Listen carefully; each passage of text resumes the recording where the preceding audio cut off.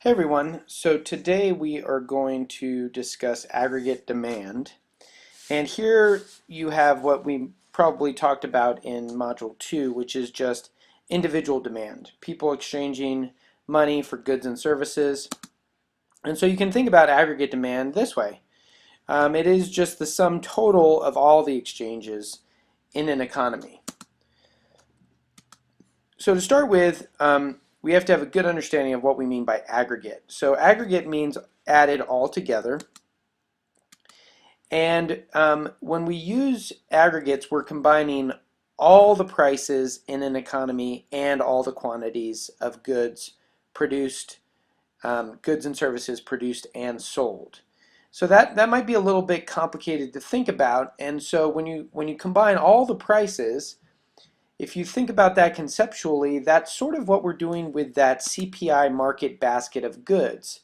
And so we start to talk about things called the price level in the economy.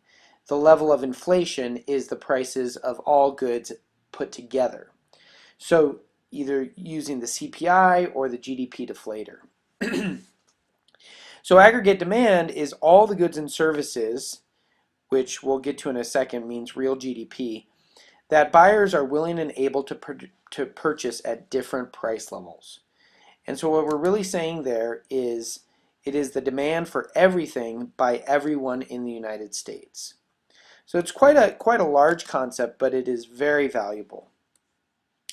Like in Module 2, there's going to be an inverse relationship between price and quantity, although in this case it's going to be an inverse relationship between the price level in the economy and real GDP. So if the price level increases, meaning there's inflation, then real GDP demanded is going to fall. And if the price level is decreasing, then real GDP is going to increase.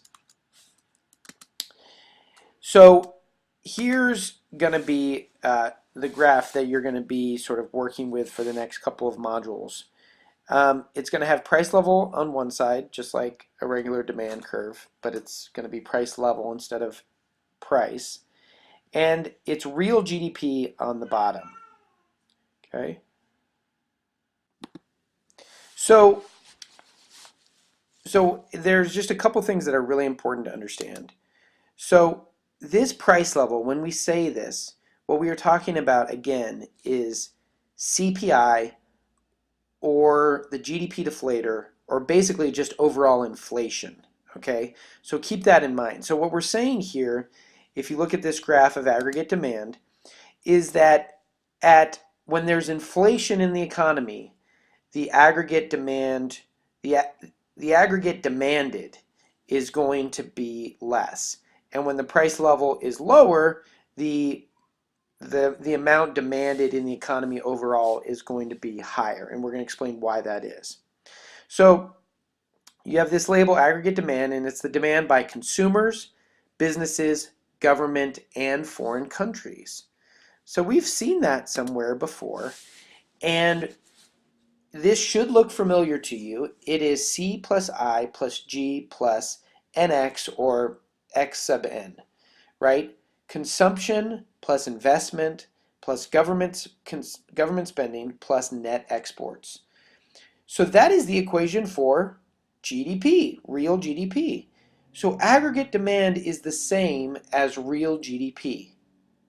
I want you to write that down in your notes because that's going to become very important. So if any one of those items increases, consumption, investment, government spending, then aggregate demand is going to increase. Okay? So just like in basic demand, way back in Module 2, there's going to be one thing that definitely does not shift this curve. We just talked about 4 things that will shift the curve. What is one thing that will not shift the curve? Well, the answer to that is price level, inflation. Inflation will just be a movement along the curve, but not a shift of the curve. And you got to keep that in mind. A changing of the price level will not shift the curve. So why is the aggregate demand downward sloping? This is really important. So there's something called the wealth effect. Higher price levels reduce the purchasing power of money. So if you go back to our module on inflation, what does increasing inflation do to the power of money? It reduces the value of the actual dollars in your wallet, right? So this decreases the amount that you can actually purchase with that same amount of money. Lower price levels, on the other hand, increase the purchasing power of your money and increase expenditures. So here's a great example. If the balance in your bank was $50,000, but inflation eroded your purchasing power, you will likely reduce your spending, right? Not only will you be able to buy less with that money, but you will likely reduce the amount that you're purchasing. So price level goes up, GDP demanded goes down. The second effect is called the interest rate effect. So when inflation is increasing, or when the price level is increasing, lenders need to charge higher interest rate on any loans that they give in order to get an actual real return on their money, which is what lenders want to do. So in the early 1980s, when we had a 10% inflation rate, well, guess what? Loans for houses were 12, 13, 14%, which is incredibly high compared to current amounts. But they had to do that in order to make sure that they were going to actually get a return on their investment. So do you want to get a home mortgage loan at 14% interest? No, not very many people do. You're excited to get one at 4%, 3.5%, maybe 5%, but nobody wants to pay 14%. So higher interest rates discourage consumer spending and business investment, right? You're going to buy a lot less houses, a lot less new cars. Businesses are going to buy a lot less heavy machinery because they have to take loans to do it. The example, an increase in price leads to an increase in the interest rate from 5 to 25%. You are less likely to take out loans to improve your business. Result, price level goes up, GDP demanded goes down, and vice versa. So here's just to show you why this is true. You can see the inflation rate in red, the interest rate in blue, they go together. Lastly, the foreign trade effect. If the price level in the US is increasing, that means that our goods are more expensive to foreign countries. Okay? They're not getting the higher wages that come with the inflation that we might be getting.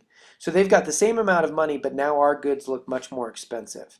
So they're going to buy less of our goods, and Americans are going to buy more of foreign goods, which are going to be relatively cheaper. So exports fall, imports rise, causing net exports to decrease, which is a part of GDP, and thus GDP will fall. Example, if prices triple in the United States, Canada will no longer buy goods, causing quantity demanded of US products to fall. Again, price level goes up, GDP demanded goes down, and vice versa. And we're going to stop there, and you can wait for the next video in the next section on what shifts aggregate demand.